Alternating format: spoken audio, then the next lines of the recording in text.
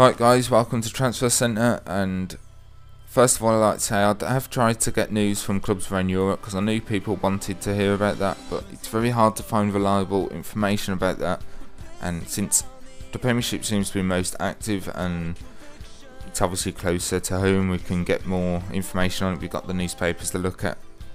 So actually, talking about that, the first thing I've got is actually from around Europe. Inter Milan have ruled out their move for Tevez, and I'm quite surprised at that. It's more than likely Man City have just offered Tevez more money, because in a previous episode I was talking about that he's been handcuffed to City for something like 100 million and he would have to buy out his own contract.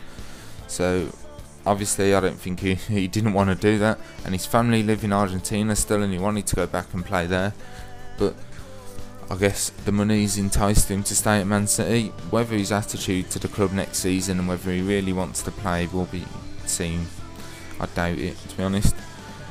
Berbatov is set for United talks and he insists that he's ready to fight for his place and wishes to stay at Man U.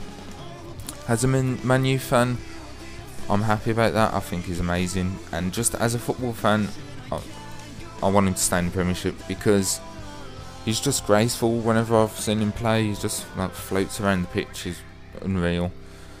Roma have completed their transfer for Borriello, I think. Don't hold me on that. For 10 million euros, he was on loan to them from Milan. I think it's AC Milan, and 11 goals in 34 games. He's on a 4-year contract. Roma exercised a clause in his contract to acquire sporting rights to him. And I think that sporting rights to him means that after he's played a certain amount of games and scored a certain amount of goals, they had the right to buy out his contract after his loan deal had expired. Kasper Schmeichel he's been told to leave Leeds and he's not wanted. He's not wanted there. He's surplus to requirements, even though he wanted to stay, and he was shocked by him being told to leave, basically. But I'll talk more about Liverpool later. Villa want more for Carlos Cuellar. Rangers offered 1.5 million for Villa, but Villa want 3 million more. So Rangers sold him to Villa for 7.5 million in 2008. So I think Villa are just trying to get a bit of money back off him, and I think they're just going to have to cut their losses and end up selling him for quite cheap, much less than 7.8 million. I can't remember if I said 7.5, it's 7.8. But Ashley Young is expected to put pen to paper in the coming days for an estimated 15 million. Rumours are that he had a medical yesterday at the club.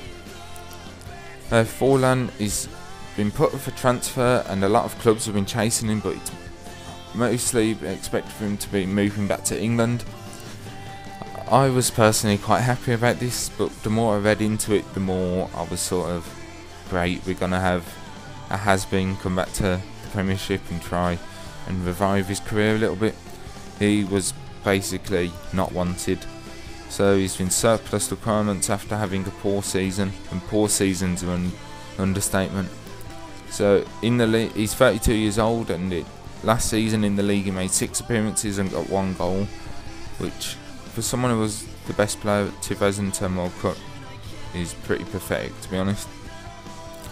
Okay, I'll move on to more about Leeds, and if you're a Leeds fan, this is not the best to hear. My opinion isn't a very good one. So with Norwich landing Johnson and Kilkenny keen on leaving, and Schmeichel being told to leave, and they've just basically released 2 players. They released Naylor and Higgs, and Norwich also want Snodgrass, and a possible trade for Billy Painter for Nick Montgomery from Sheffield United.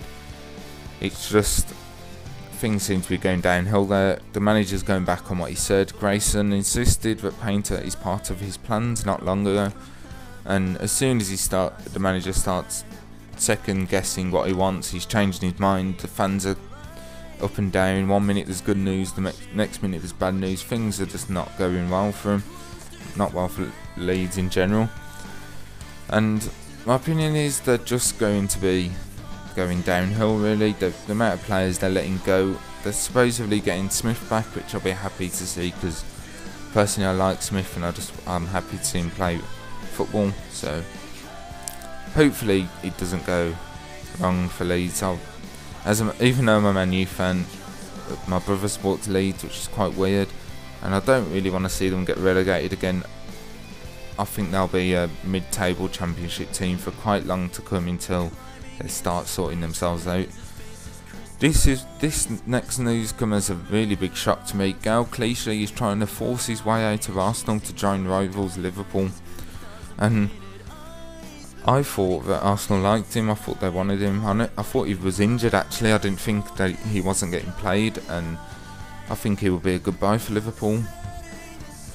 And another bit of big news, and this is, I don't know if this is bad news. I think Chelsea fans like these two players, but Nicolas Anelka and Didier Drogba is set to leave if the new manager is confirmed, and because the new manager Falcao has begged the new manager, I can't remember his name, the Portuguese one, to bring him to Chelsea, and they also want João Moutinho, I think that's how you say it, and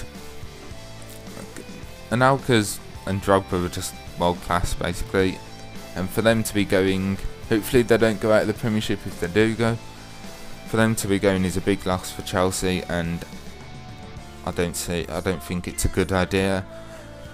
I can understand why they've got to stick with Torres, because they can't just get rid of him after paying 50 million. They'll have to make a big loss on him, and no one can afford to be throwing money away. So I can see why Torres isn't leaving, and I can sort of see why Drogba is leaving. He doesn't want to be there, so there's no point in him being there. He wasn't getting in the team.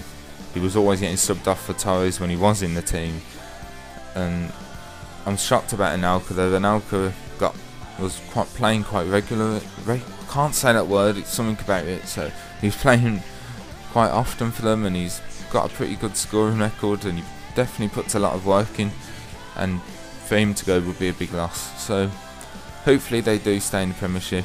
That's all the news I've got for you, and this video is sort of to make up for the fact that I forgot to renew the EA Live Pass, so I've only got transfers and just talking a little tiny bit about money making in the Road to Glory episode. I really probably won't call it a Road to Glory episode because it's so short. It's like just over 2 minutes long, so look forward to that later on, and I'll speak to you guys later. Have an amazing day, and thank you for watching. Bye.